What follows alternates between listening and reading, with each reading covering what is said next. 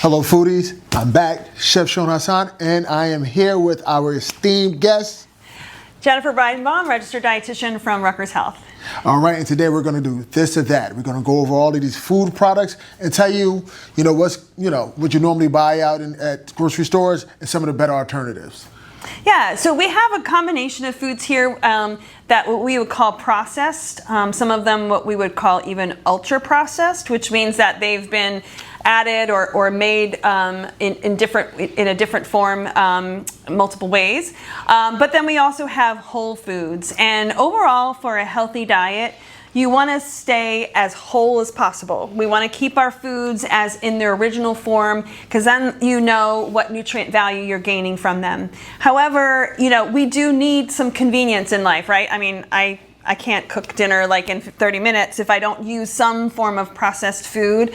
So we kind of use like the 80-20 rule. I don't know if you've heard of that before, but 80% of your, try to get 80% of your food or your choices of in your diet as whole. So like trying to get those whole grains, whole foods, and then use that 20% as something that might be processed. So whether it's crackers or a rice mix or something along those lines, we're going to talk a little bit about some of those that are processed. Exactly, and as you know, everything home cooked is always better.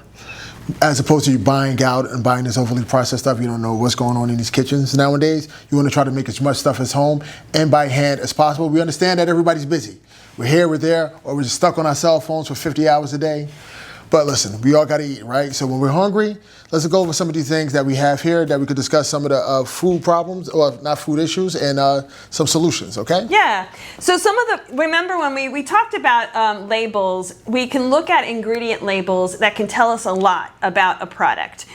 So when we're looking at like a label of a food and we turn it around to the back and look at their nutrition facts, we can look at that ingredient label on the bottom, and that will tell you a lot about how processed that food product is. Basically, the longer the list, the more processed that food will be. So, for example, I mean, these are products that we use a lot. Oftentimes, kids love it. It could be a quick lunch, and that might be a really good treat and something that you can do maybe once a week or something. It doesn't mean that you can't ever have a food that's something like this. But we can also look at, just give you an example of ingredient lists that are different, have different levels of processing. We have 3 different kinds of crackers here. So we have one cracker type that if you read the ingredients, you could simply say, and maybe Chef, you can tell me what's in that product because I don't have my glasses on. No problem. Okay, well, as you can see in some items you may have a list of 20 plus ingredients. But if you're buying crackers and have 20 plus ingredients, that's an issue. Whereas here, we have these wheat crackers here, and the ingredients are whole grain wheat, canola oil, and sea salt. That's it. If you can pronounce it, it's better for you. Absolutely. If you're looking at ides, fates, sodium glutamates, and all of those other things, if you can't pronounce it, it's probably an issue.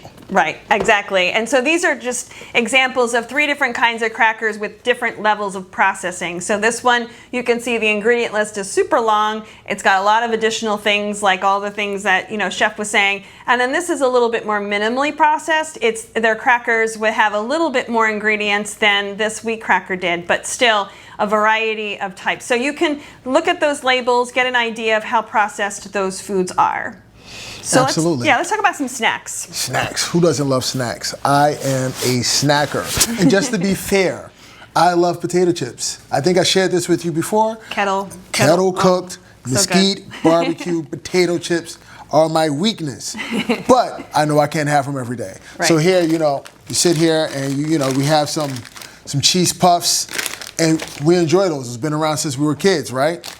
But just imagine if you try to change direction and you say, hey, let's try something else that I'm more familiar with, but I can make at home. I can actually reduce my overall spending on my snacks. Popcorn. Just buy the popcorn kernels. You can make them at home. You can actually put them in your microwave as opposed to buying the popcorn packaging, which has issues in regards to the actual packaging. You can save yourself, you can prevent some health issues by buying this, put it in your pot in your pan with some oil. You can season it yourself, reducing your chemical intake, and you got a nice, healthier snack for you at a reduced cost. Yeah, and Chef, so what, can you read from me then, what's that ingredient? What's in there? Oh, wow, there's a whole bunch of ingredients here. It's whole grain white corn, that's it. So compared to our cheese puffs, where I would really need my glasses in order to read that one. The other option for snacks is, even looking for things like nuts, nuts, cashews, almonds. These are great sources of snack as well, and it's low processing. I mean, you can have some level of processing with some nuts. When you look at the ingredients, you might see some salt added. Some are shelled. I mean, obviously you can get like a pistachio that's shelled, and that's even less processed than shelled pistachios.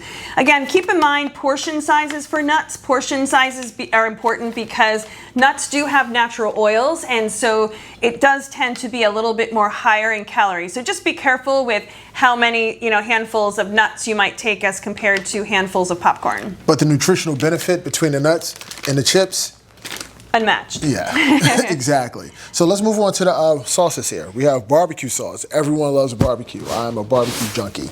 Yeah. As we just mentioned in my potato chip love. All right.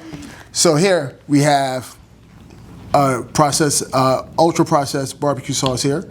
As you can see, it has a ton of ingredients written very small. Like I may even need a magnifying glass to look at this, right? But then we have another barbecue sauce here that's minimally processed. So it has a few less ingredients here, and actually can pronounce every single ingredient on here. Mm-hmm. I know what's in here. I can go to the store, I can buy this. I can pretty much make this myself if I understood the portion sizes. Yeah, and that's a great thing to say, because if you're looking at ingredients and say, hi, I could develop a recipe. I have these ingredients in my house. That's a great sign that this is a product that's less processed, and doesn't mean that there's no, it's sweet, it's got some sugar in it, but that's okay. Again, we're not telling you to cut everything out. We're just making sure that the foods that you're choosing are going to be more whole than processed. Absolutely. And when you look at things like this, you've got to think about sugar, right? Your sugar intake. Pay attention to where your sugar lies. Is your sugar in the first or second ingredient, or is it the 8th or the 10th ingredient? True. If it has a bunch of ingredients in it, that means it has more or less of that in it. So pay attention to things of that, like that. And now let's get into another thing that we talk about: canned food over frozen foods. Yeah, that's a very common debate, whether we think frozen's bad or canned's bad. Actually, frozen fruits and vegetables are frozen very shortly after they're harvested. So the nutrient value of many of our frozen vegetables are very good. In fact, they compete against even the nutrient value of your fresh produce. But you definitely want to look for how it is packaged, and if it is a frozen vegetable that has a lot of additional sauces or like cheese or different things added to it, then you're looking at more additional ingredients, and again, it's more processed. You're probably going to lose a little bit of that nutrient value. But frozen vegetables, frozen fruit are excellent when it comes to helping you in the kitchen, and especially when you're short of time. Yeah, and then we talk about canned vegetables. So here, with canned vegetables, in most cases, the vegetables are already cooked and then canned while they're still hot. And so this way it also prevents it from going bad while it's in the can. And but what you may lose some nutritional value because it's already been pre-cooked. Whereas with the frozen, it retains a lot more of its nutritional value.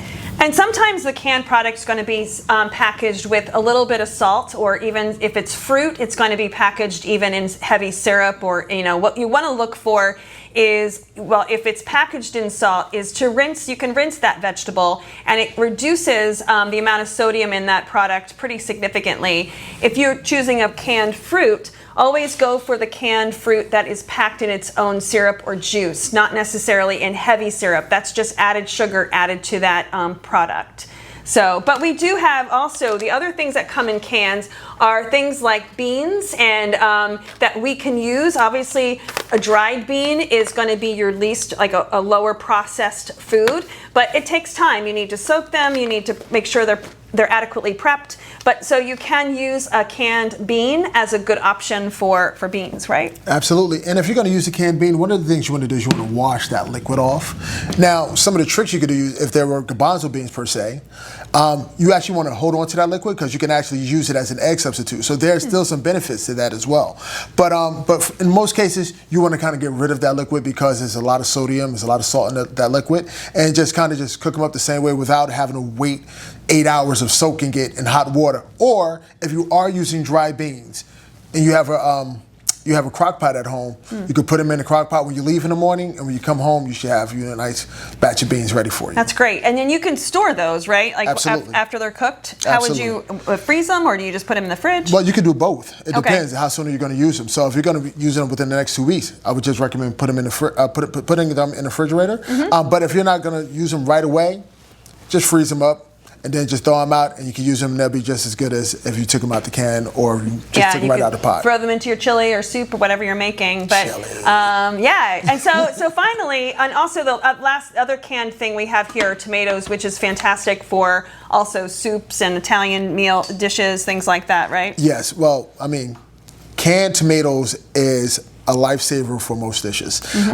Someone's Italian grandmother is actually out here using really good canned tomatoes. So you don't have to go to the store, buy Roma tomatoes and cook them down. Get you a nice good can of tomatoes, whole tomatoes. You want to start with whole tomatoes. That's my recommendation. But if you're going to get crushed tomatoes or tomato puree, fine, do that. The only reason I recommend whole tomatoes is because you're getting the whole tomato. And you can crush it up and you can blend it down and puree it yourself. But with that, again, because it's in a can, there's going to be a bit of salt to it and maybe a couple of additional ingredients. But I mean, we could look at this here, and we have refined ripened tomatoes, and sea salt and citric acid. And that's it. Not bad for an ingredient list. Yeah, keeping it short and concise. That's what we want. Short and sweet for the ingredient list.